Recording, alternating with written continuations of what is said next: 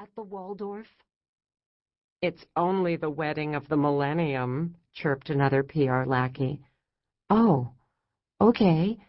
Should I go now? Yes, we have to rush it over this second, snapped Giselle.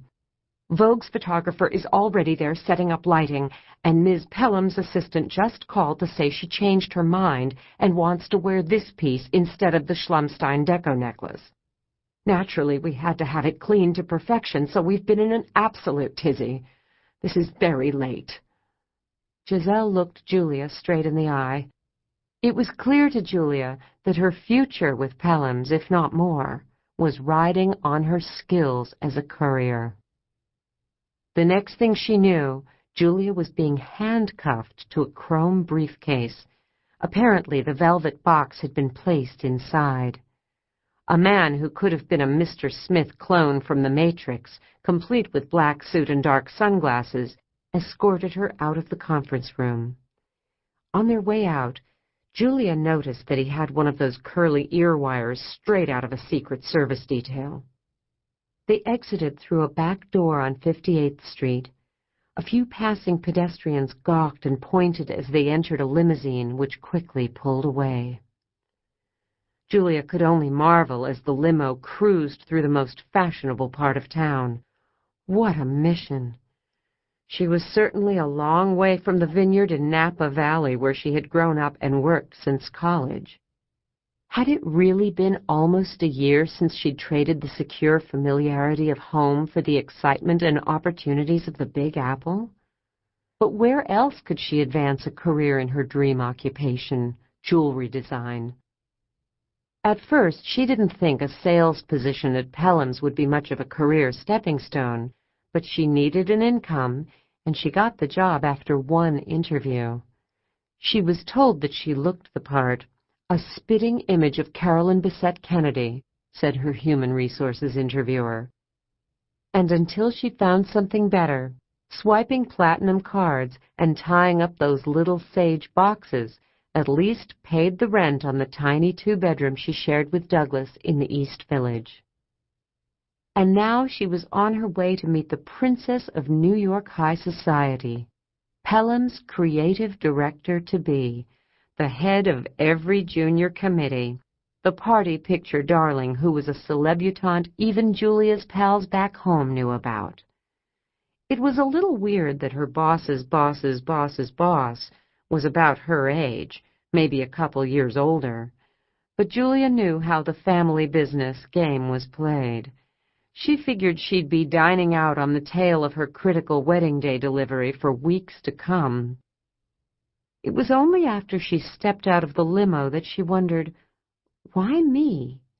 There were several other more senior girls who could have been chosen to bring Lel her jewels, and heck, Julia wasn't even in the PR department. Why had they chosen a salesgirl from the engagement ring section for such an important task? Chapter 2. Gene Pelham studied his stunning daughter as the makeup artist caressed the final dollop of blush onto her cherry cheeks.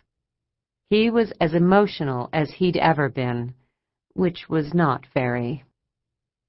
The bottom line is this, sweetie.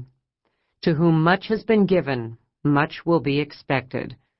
That's what Rose Kennedy used to say to her kids all the time, and let me tell you, it's good to remember. Teddy used to tell me constantly. God, Teddy and I had some fun times back in the day. You'll see him tonight. The Schlossbergs can't make it, but they want to take you to dinner as soon as you're back from your honeymoon. They were really apologetic. Did I tell you about the time Teddy, Frank Sinatra, and I were all on the boat in the Riviera? That Angie Dickinson, yeah. Well, I probably shouldn't tell you that, seeing as you're my daughter. And don't believe what you hear about me and Teddy on the vineyard. Father, Lel said, rolling her eyes, I've heard these stories 1,000,000 times. Could you give them a rest? It is my wedding day. You're right, sweetie, of course. Anyway, what I wanted to say is that now that you're getting married, you have a responsibility to properly represent the Pelham family.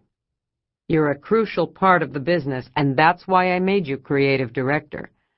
Let's face it, the future of the company's going to be up to you, kiddo. Your brothers are useless.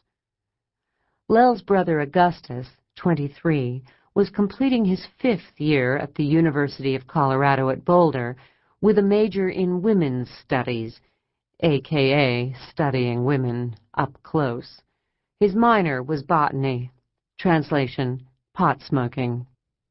20-year-old Duke, a sophomore who was keg-standing his way through Lake Forest, had expressed little interest in the family biz. Lel's father had been the same way at their age. Once quite dashing and known as a wild playboy who threw famous parties with celebrities and beautiful people at exotic locales, he had only ever planned on living off the fruits of the business that his Russian great-grandfather, Eugene Pelham, née Evgenia Perhelman, had built up from a small counter in the Diamond District to a world-famous New York institution. Until fate intervened. His older brother Martin, the heir apparent with a head for business, who was in fact all business, was killed in a plane crash on his way to the opening of a Pelham's in Dubai. Jean had no choice but to settle down and take the reins at Pelham's. 28-year-old Eleanor Lel Pelham was the oldest child of Jean and his wife, Emily Waingard Pelham, a Philadelphia mainline wasp who was dropped from the social register when she married jet-setting Jean. Though her parents nearly had coronaries when their daughter became engaged, she didn't care. Emily was drawn to Jean's blush-inducing, loud, animated stories and his suave confidence. But that was then, in her youth. Now she had regressed toward a temperament more approaching her mother's icy reserve. While Jean loved the limelight and the glitzy aspects that his job as CEO of Pelham's allowed him, Emily had become his polar opposite. Taciturn, uptight, and disapproving, she refused almost all social engagements and spent most of her time gardening at their mansion in Washington, Connecticut. The result was that Lel possessed a combination of her mother's aloofness and reserve, as well as her father's insatiable appetite for mixing with glamorous folk. It made for an interesting dichotomy. "Jean, Lel has to get ready," said Emily, entering the dressing room of Lel's suite and shooting Jean an annoyed look. I know. We're just having a little father-daughter chat before I give my baby away to that rascal." "Dad," said Lel reprovingly. Just kidding, hon. You know we love Willoughby." "He's perfect for you," said her mother, then added, "and us." She gave Lel a sideways look as she straightened a small silk bow on the bottom of her daughter's custom-made Carolina Herrera gown. "He is the best." Lel's feelings for her mother vacillated between hero worship and hatred, but she was consistently elated to have made a match with a suitor that her mother approved of so heartily and vocally. "He better be, is what I'm saying, 'cause I just moved $50 million into his hedge fund," Jean teased. "Must we discuss money now?" Emily's tone was full of irritation. "Well, I want Lel to know about money and these things. Look, you're protected by the prenup.